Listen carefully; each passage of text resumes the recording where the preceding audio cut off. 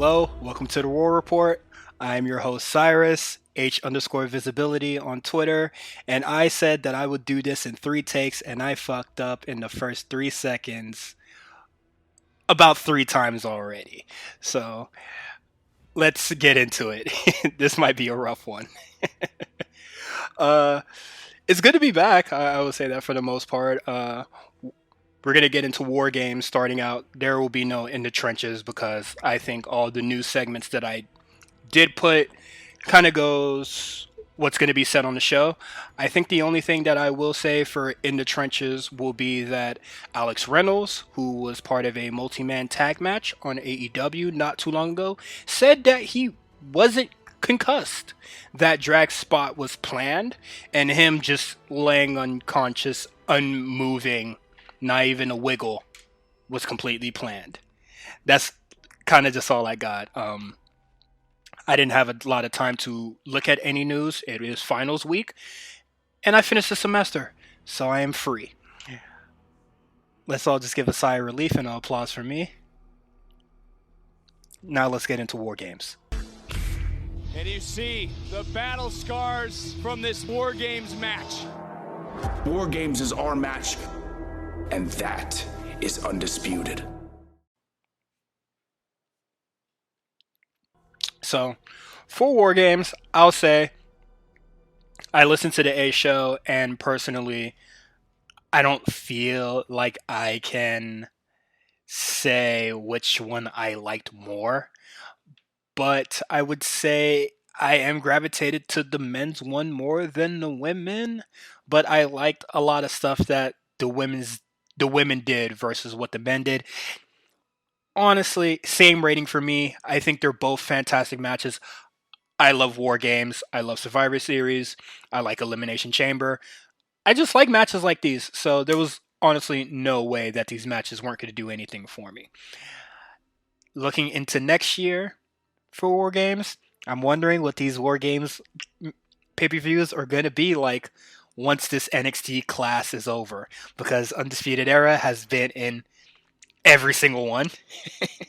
So there's going to be a weird shift. Hopefully next year we'll probably see like Dexter Loomis in there, probably Santos Escobar and his crew.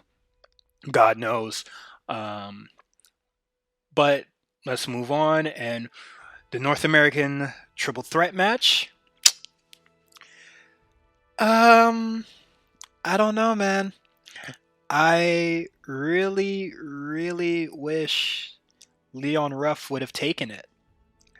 And I know I didn't say the results for the War Games matches because I'm gonna get into those when I talk about NXT. Both of those results confuse me slightly, but I don't know how I feel about the Triple Threat match. Johnny being a 3-time North American champion. I don't know if that sits well with me, big fella. I just don't know. And the interferences with the ghost faces that Damian Priest decided to give all his attention towards. Y'all know how I feel about interferences. They just don't truly do it for me. Even in this triple threat, I just feel like it truly wasn't necessary. And it's revealed that one of the ghost faces is Austin Theory. I'm not sure how that went. Maybe they should talk about that, when he was just like, I'm on the I quit thing, and talk about Johnny kind of just like approaching him. They had a chance to do that on Wednesday, and they kind of didn't.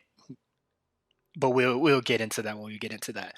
But hopefully this doesn't result in Leon Ruff getting pushed towards the back. I know NXT is in a weird spot, like a weird sort of log jam, sorta. But I hope Leon Ruff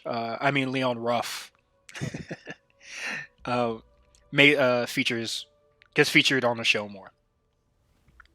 And just for some quick hits, because this pay-per-view is fairly short, and I'm just going to talk about the singles matches. Thatcher Ciampa, I like it, but I don't like the result. I'm going to keep it real. I don't think Ciampa should have won that at all.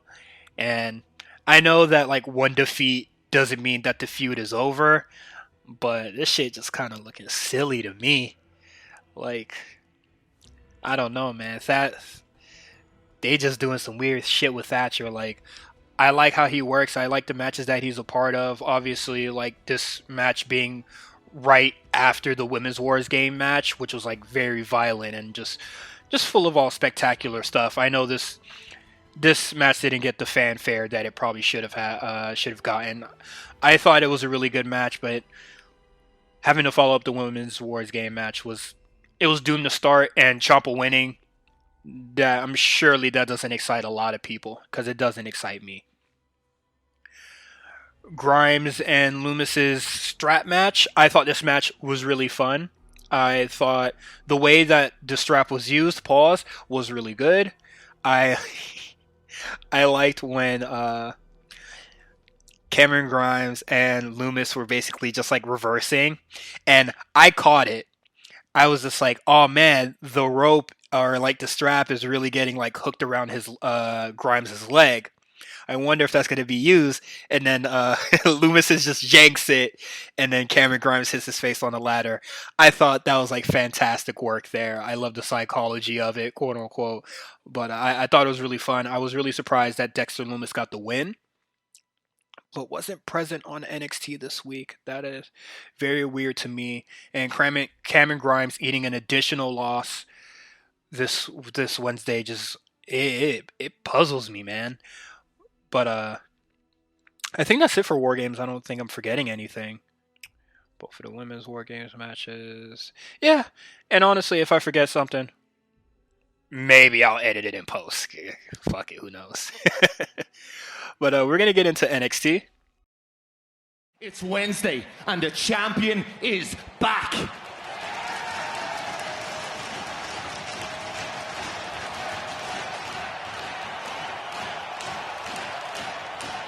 Now, some people love me,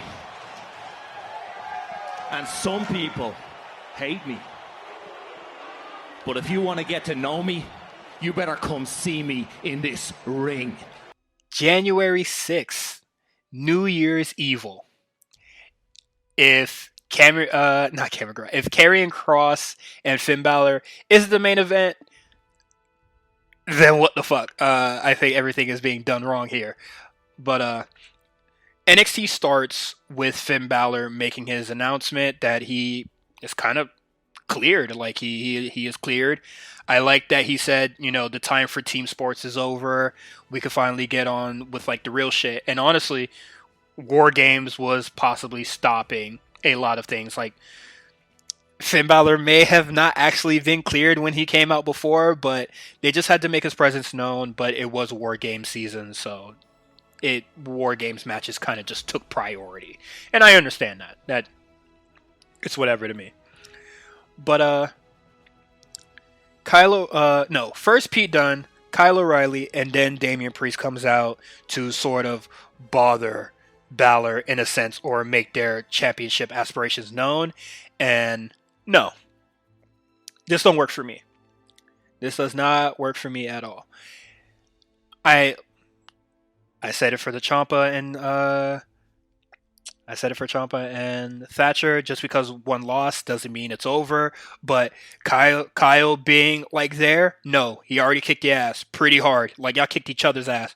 Y'all don't need to do that again. Pete, you just lost War Games. Get out of here. Damian Priest, you lost the North American Championship and you lost sort of like your rematch. Get out of here. Like I don't think anybody there was like deserving of a championship shot. So why the fuck are you all like all five of y'all here? And also you guys have like unresolved issues to deal with. Pete has his thing with Killian Dane.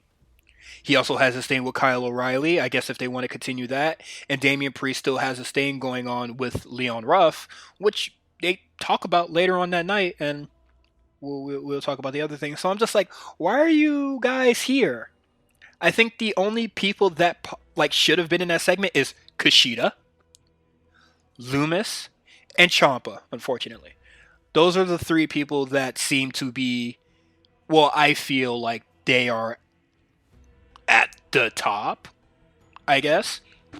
Like shit, even Bronson Reed could have came out and just like had a little feud for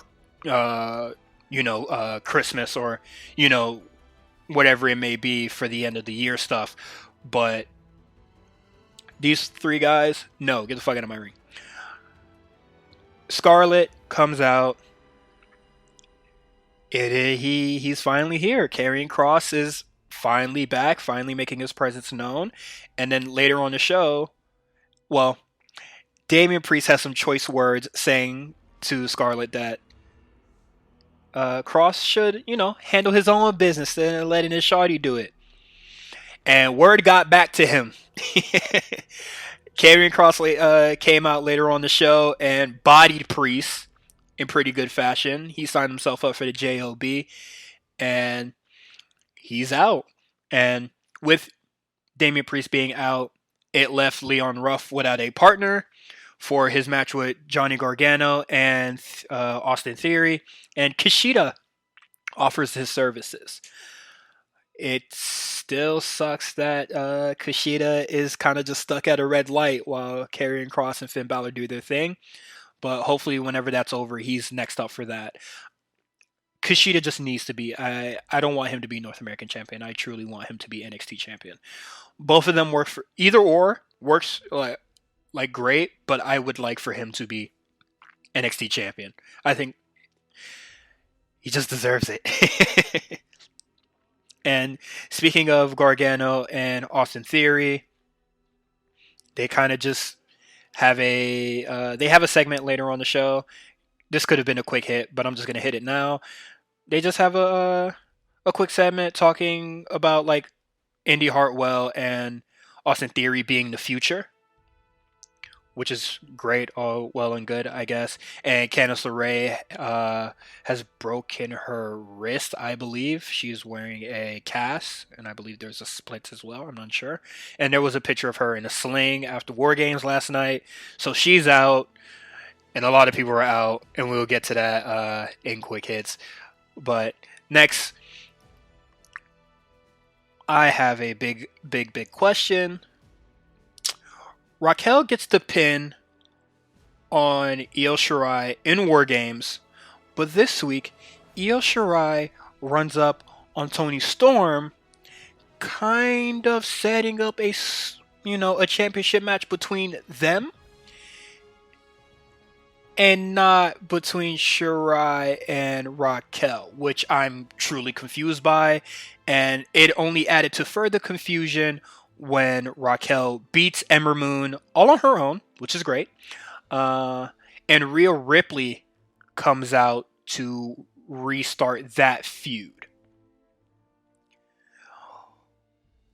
I'm just confused. And why wouldn't you just let Toni Storm get the pin? Was there a miscommunication or something weird that happened at War Games where she couldn't do the finish? But it is what it is. Speaking of the main event, which was Raquel Gonzalez versus Ember Moon. Ember Moon, what y'all doing with old girl? What is the plan here? I get having a extra body in the women's division, especially Ember Moon's great. So just having her in the women's division doesn't hurt it at all. But I'm just like, to have her lose fairly often, I don't really know. Like I'm not expecting her to get the Finn Balor booking, where she kind of just like beats everybody or makes people. Well, I guess she's making Raquel, but I don't know. I don't. Definitely Raquel should have gotten the win, like well deserved. But like, what are y'all doing with her? Because it's only going to be a certain amount of time before a win over Ember Moon doesn't matter to me. And I know I'm not the general consensus of the world, but like, I don't want Ember Moon to be, quote unquote jobber status, or when she comes out, I kind of just don't care, because I think she is a very good wrestler. And for quick hits, like I said, a lot of injuries that happened at War Games. There's a video package on it, and there's a lot of people missing on the show. Candice LeRae hurt her wrist. Dakota Kai hurt her goddamn everything. Shotzi Blackheart, shit, she hurt something. I don't remember the video package too well. I should have written it down. Adam Cole definitely out. He has had rib injuries before, and he took that bitter end onto the chair. This guy is insane. Who else was there at War Games? Bobby Fish, who has a torn tricep, I believe. That just sucks. Oni had a little thing on his eye, but it was whatever. He was there on this Wednesday episode, so he was good. But other quick hits, I I'm so puzzled by NXT's Hitman Champa, where he just spiels and just says, "Yo, I'm getting you next." You know, I want your ass. And he got Cameron Grimes and Thatcher. Thatcher was present. I guess they're gonna continue that feud in some shape or form. Thatcher doing. I guess he was just there to study, and then there'll be a Thatch can whatever school thing he does, and I don't know. Maybe he got his number. Maybe we'll see something similar to like when he was fighting Damian or going against a Damian Priest, and he was just like, "This is his move." This, just really studying and just like showing us like boxing tapes or whatever. I think that'd be cool, and they could have another match. I saw the WWE on Fox Twitter saying put him in the fight pit. Sure, but I don't want the fight pit to be the only place Thatcher gets wins in. Um, with that said, where is Dexter Loomis? You got a big win over Cameron Grimes, and Cameron Grimes is not a small feat. Like, he may not be a champion, but he has a good win-loss record, and that is a pretty heavy win, a win of value, and he just wasn't there on Wednesday to capitalize off it. We'll see what happens next week. Pete Dunne and Killian Dane have a match. I don't like Pete Dunne needing a distraction to beat Killian Dane. I'm just going to be really real. He just shouldn't. And honestly, I don't like this for the brand thing. They should break up, honestly. They should have broken up after War Games. Just fuck it. Just stop being together. And especially if Pat McAfee isn't going to like be there, then there's truly no reason for Dunne and the Britain Brawlers to truly entertain each other anymore, honestly. It's just it don't work for me, boss. NXT UK is carrying this NXT division. Grizzled Young Vets, Imperium, they're doing some really good stuff. Everrise was there to just be a body. But those two are doing some really good stuff, and shit, they needed tag teams. Hopefully they can get it. I would like to see the Grizzled Young Vets take it off the Britain Brawlers. Like, they can go in ring, but like, man, these niggas some dorks, bro. They just some dorks to me, man. It's not hitting anymore for some reason. I just don't know why. Like, I still like Oni Lorcan in the ring. I still like Danny Burch in the ring, but they just haven't been in the ring a lot, like outside of War Games. So like, I'm not moved by them currently. Zaya and Boa, they're going through their Bloodsport montage, getting hit with kendo sticks and bloody knuckles. I have no idea what is going on or what it's truly going to lead to, but I'm fucking with it. Honestly, I like it. Bloodsport is one of my favorite movies. It reminds me of Bloodsport, so how the fuck I'm gonna hate it? And whoever is the she that they're referring to, maybe they get announced at New Year's Evil, because this seems like a very like evil thing. So probably after Io Shirai's match or something, maybe she makes her presence known. God knows. But now We're gonna get into AEW slash Impact. Tony Khan himself said, without that match, there's no AEW. So you might say that Kenny and Don created AEW. So I watched Impact, but I will say that I only watched the Kenny promo. And I will say outright, the promo that was on Impact is, I would say, infinitely better than what we got on Dynamite, especially since it was the same thing, just delivered poorly. I'm not going to say that I liked the whole promo. I liked it in bits and pieces. I will say that Don Callis talking about his history with Kenny Omega and the Golden Sheik being the invisible hand in this man's success, all that stuff was really, really good. Like, I really enjoyed that stuff. Like, it just shows that, like, yeah, he had his back. And, you know, is it a coincidence that I'm always there during Kenny Omega's biggest wins? Like, just being the invisible hand that, like, works his magic for Kenny Omega. Like, I think that's really good stuff. Then the promo continued. Kenny Omega spoke, and that's when it kind of just went all downhill for me. Kenny Omega, honestly, he's not a Ric Flair kind of person, you know? Like, I'm not buying the rich guy or, you know, super cocky motherfucker from him. Like, I'm truly not buying it. Him wearing, like, these suits, coming in the helicopter, big timing people, driving in the SUVs, you know, trying, like, pseudo being big time up there with, like, Flair, Rick Rude, or, you know, any other person that just fills that mold. Kenny Omega doesn't fill that mold for me. I think with Don Callis doing a lot of the talking for him, it works. Don Callis can talk. He can do what Kenny truly can't, and that's move me. When Kenny Omega spoke in that promo on Dynamite and on Impact, it just went downhill. Him mentioning the Montreal Screwjob, him saying Moxley, him saying Tough Enough, him calling Don Callis the Architect. I don't think a lot of people caught that. Calling him the Architect, like it does, that shit doesn't work for me. But I definitely like the stuff on Impact more. And Don Callis said something.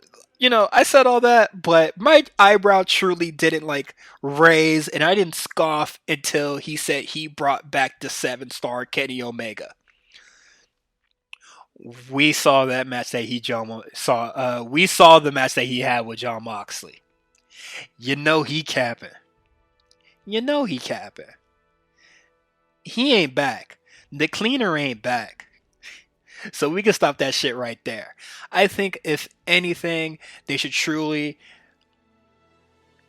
start reinventing his character or building something new. And I think that promo, that moment was the time to do it.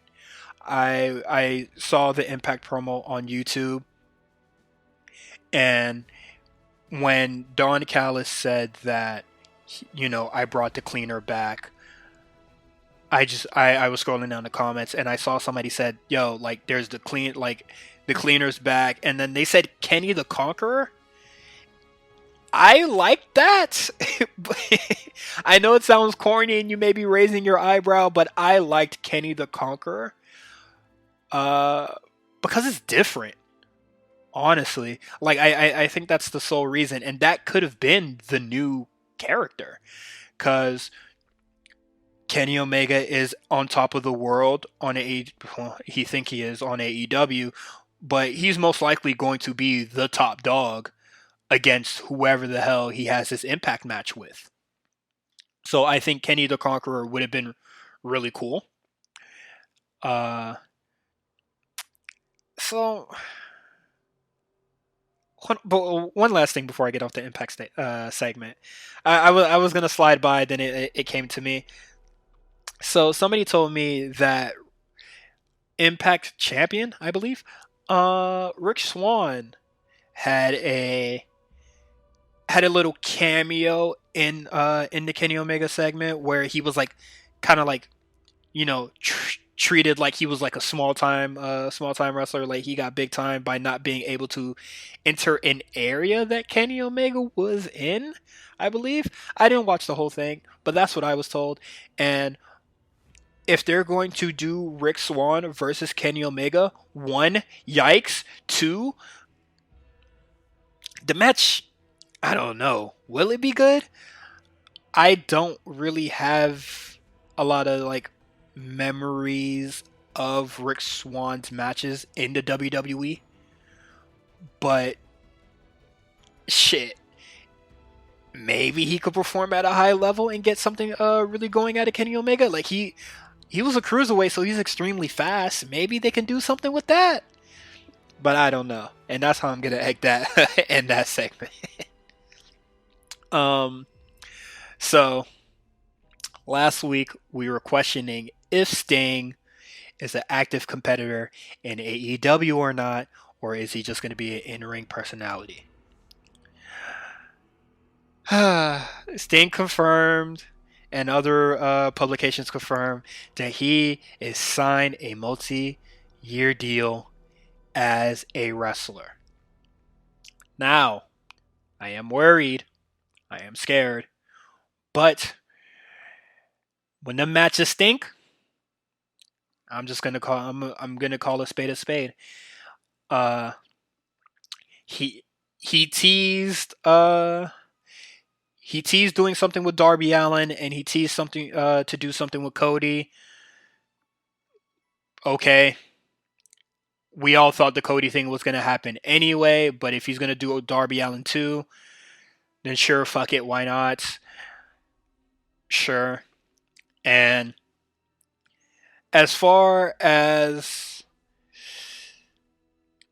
how important this is on the show, I will say, I don't know if this is a true metric or mean anything to you guys, but this segment blows the Kenny segment on Dynamite out the fucking water. Kenny Omega is not the biggest star on his promotion right now.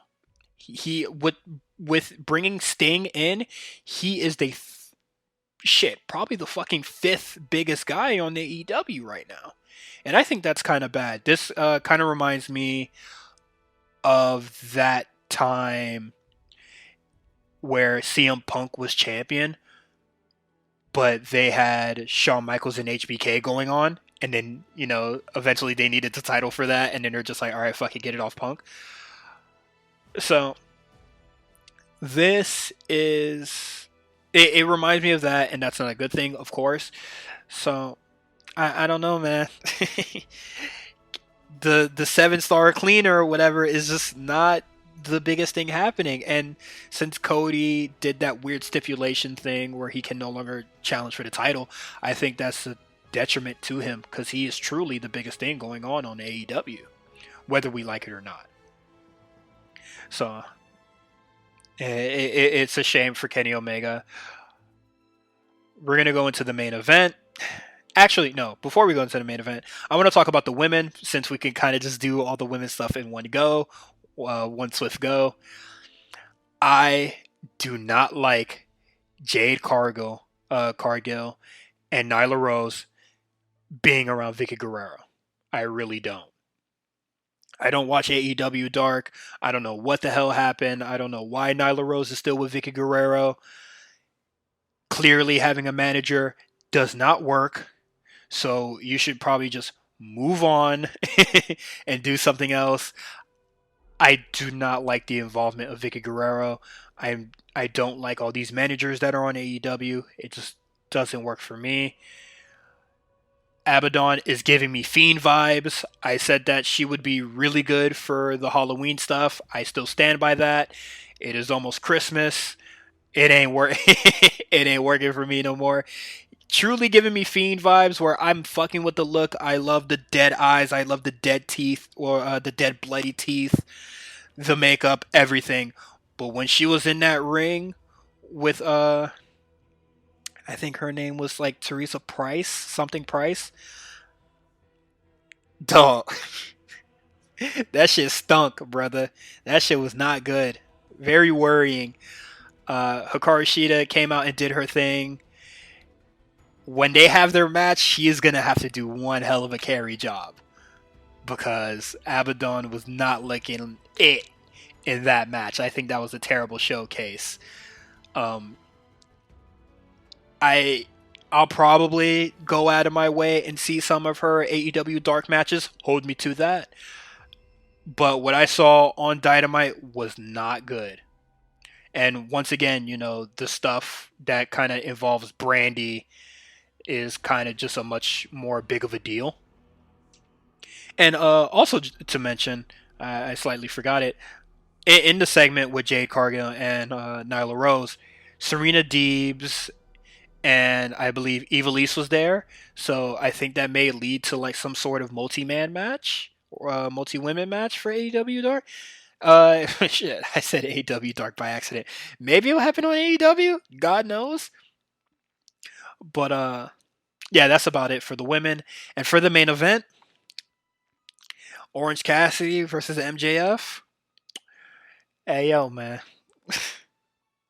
They're not doing my man's Orange Cassidy a service. They're not doing Miro a service. They're not doing the Inner Circle a service. We'll get more into that. Uh, I thought this match was very, very bad. Uh, my patience is starting to wear thin for, or my tolerance is wearing thin for MJF, and my patience for Orange Cassidy is wearing thin as well. I truly like a lot of things that he do. Like I like him in ring, but just the way they book him is just like, why? He's honestly one of the best things on the show, and you're just really whittling him down. Like I get he's a babyface, but him getting screwed by Miro, them doing some weird stuff with the Inner Circle, getting involved involved as well, and it was like a weird lumberjack match. I don't know what that was about, but nah, man, this shit not doing it for me. MJF doesn't truly do it for me in any capacity. I'm truly waiting to see this amazing in-ring work that people say he has, and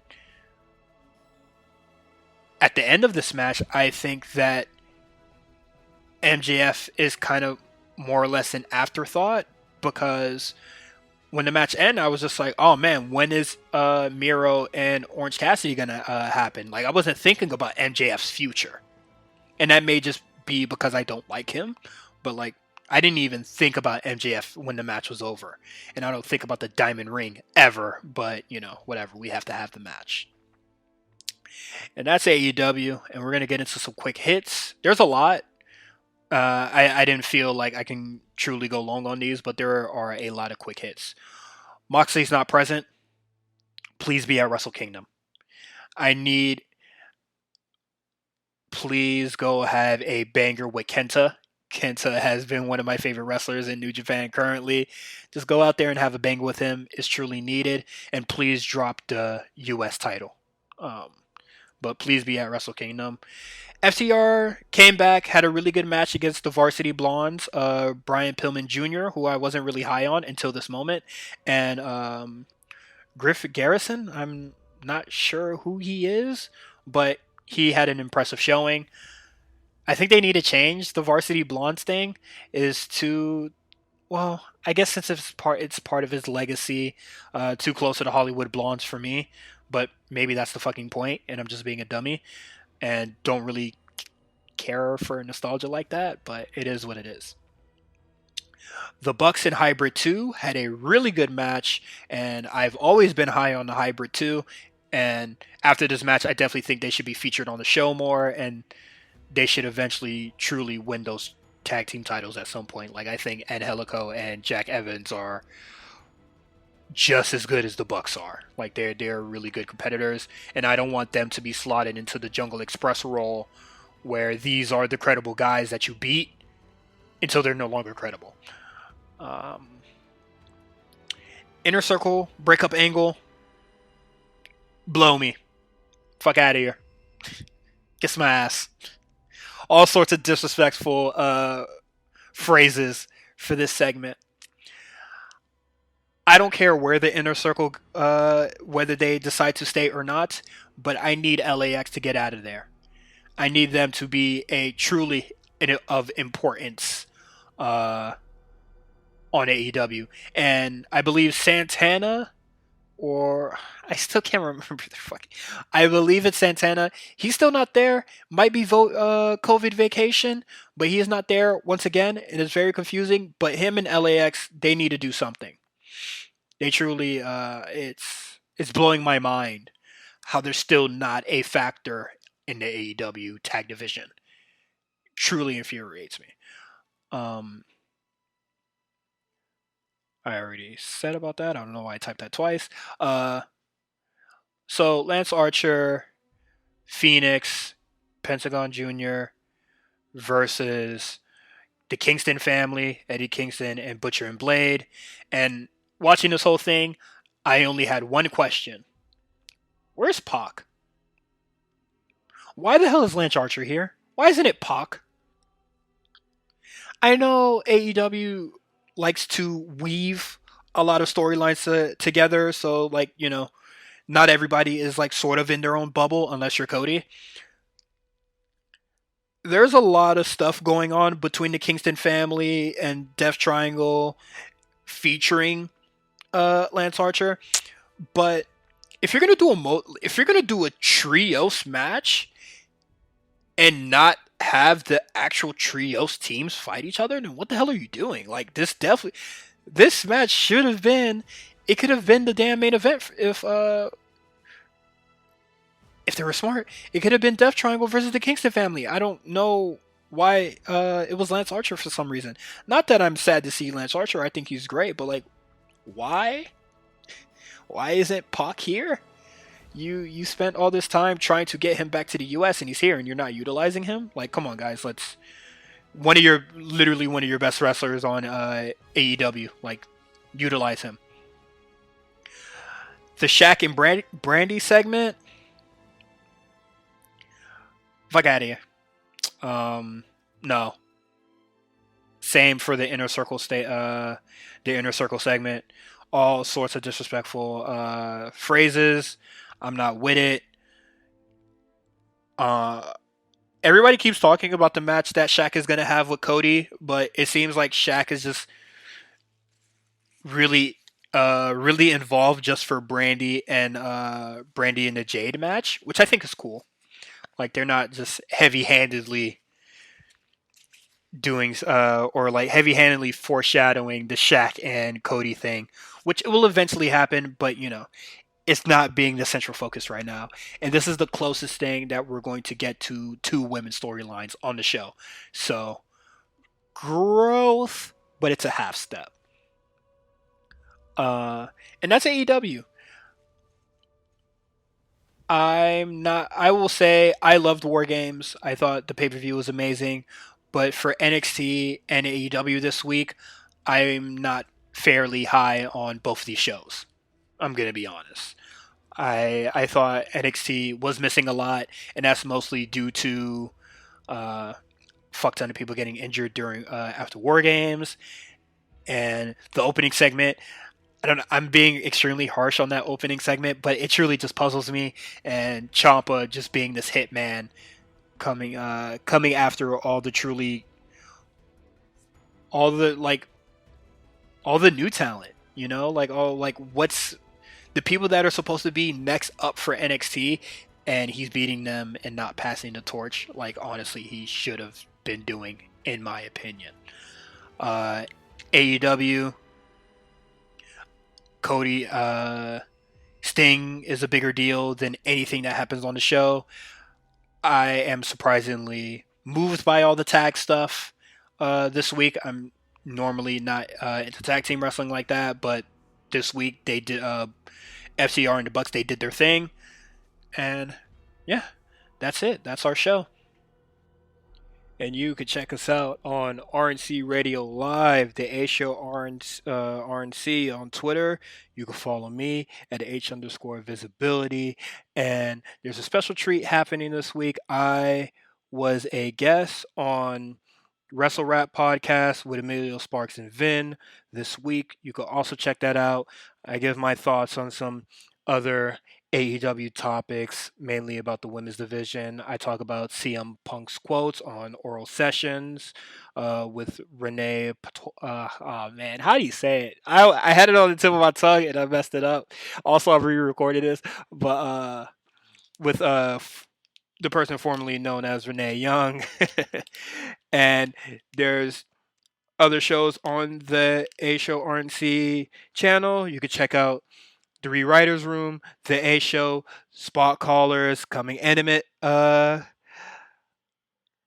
imminently, man. I did that alongside because I don't really know, man. It's about to be that 15th, and he hasn't watched it yet. You know who I'm talking about. And with that said, see y'all next week. Peace.